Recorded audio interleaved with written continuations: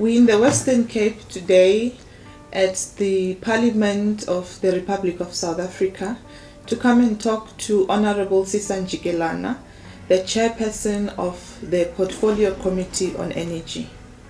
The Portfolio Committee on Energy has convened two lengthy meetings in 2012 which were addressing issues of skills development, skills deficit and related issues within the energy sector, including nuclear energy. And what we discovered from the inputs from experts, from various government agencies, including NEXA and various number of other bodies, was that the energy sector has not escaped the challenge of skills deficit.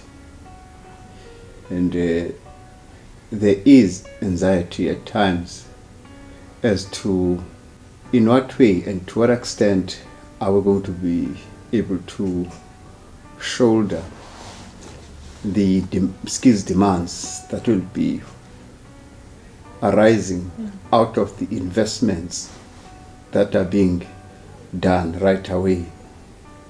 The first area one can talk about is renewable energy, because all investments are already rolling out now. We've got 28 service providers who are investing 47 billion, and more is coming, because that's just a little bit above 1,000 megawatts when the total target is 3,725 megawatts.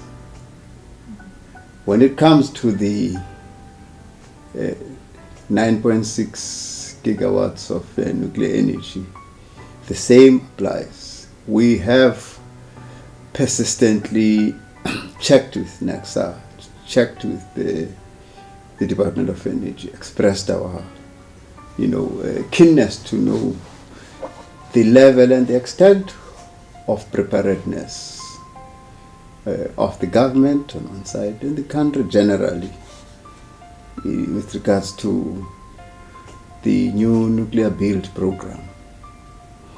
The responses that we have received are unfortunately less than satisfactory, to be frank. But the keenness to join hands between the various government programs and agencies indicates that there is fundamentally a commitment to address that. One is with hope that not only will this keenness and commitment emerge from within the country, one also hopes that we will be able to use the BRICS partnership to also address that energy skills deficits, with special focus on nuclear energy. I say this because in a short space of time, I've been able to appreciate that when it comes to nuclear energy, in order to claim confidently, either individual or just a staff complement is adequately skilled to be part of the nuclear energy family. It's not a matter of acquiring a degree and just get into the work. It goes beyond that. It demands a couple of years, and it demands both extensive and intensive exposure to the industry. Which is why I must say I really admire SANHAP's initiatives to really, and in a very committed way, to go around and invest in the young minds, such that you will be able to get some of the best brains in our country to come into such a challenging field. Not just because one is keen to have those best brains because of the fundamentality of safety in nuclear energy, but also to ensure that nuclear energy will play its requisite role of providing base load and therefore sustainable and secure supply of energy for both economic and social transformation for the country.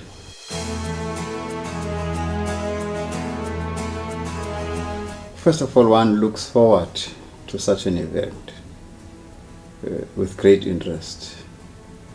And amongst other things, the basis for such keenness is actually the brilliant approach that SANAP has adopted of investing on human capital for nuclear energy from early stages. Most of the time, one will come across offers to assist students being provided at post-primary levels. Now SANAP is doing something outstanding and starting not just at grade 11 and 12, but at grade 10.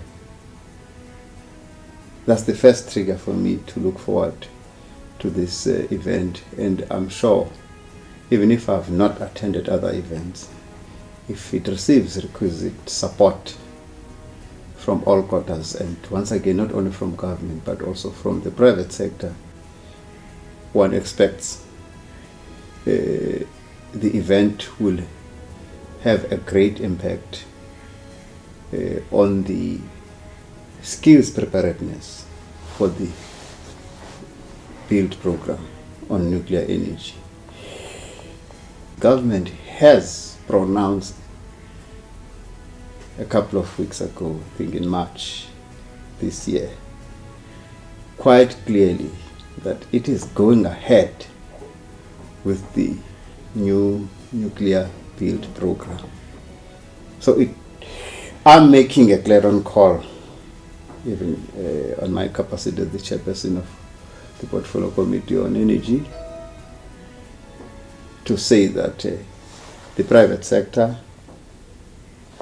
our BRICS partners, I really would be very, very keen to see them using this event as a platform and a launching pad to invest even more for this program that is going to be driven by government, because South Africa is one of the few countries in the world that has attained a high level of prowess in nuclear technology, including nuclear energy. And obviously in Africa we are still the only one, and there is interest in other countries within Africa, which is another pressure for us,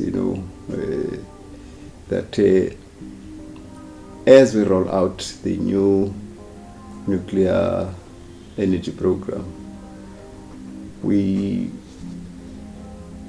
ought to expect increasing pressure from other African countries to assist them once they start taking firm and formal decisions in rolling out their own programs on nuclear build. The rest of the continent will be having its eyes, our BRICS partners, and even beyond our BRICS partners. In any case, they will look at how prepared are we, or how are we preparing ourselves for the nuclear build program. That also includes the investors in particular. People are going to dip their hands into their pockets. I'm sure they also will be eyeing it. And I can see in your eyes that you are really very, very enthusiastic and committed to ensure that the event will be successful. And of course, with my little knowledge about SunHub, I'm confident that the event will be quite successful. It will draw interest from various schools at primary level, from all kids who are keen to enter the field of nuclear energy or nuclear technology generally. And in that way, it will be one of the appropriate thrusts in investing, in the nuclear energy sector. Do not miss the opportunity to be part of the 2013 Energy Postgraduate Conference, to come and experience the actual research work that has been done. My heart and my energy will be focused on making it to be a success. So I hope that each and every one of you who will be able to make it to this conference, or try to make a real effort to come to this conference, because it's going to be one of its kind. So come one, come all to Cape Town.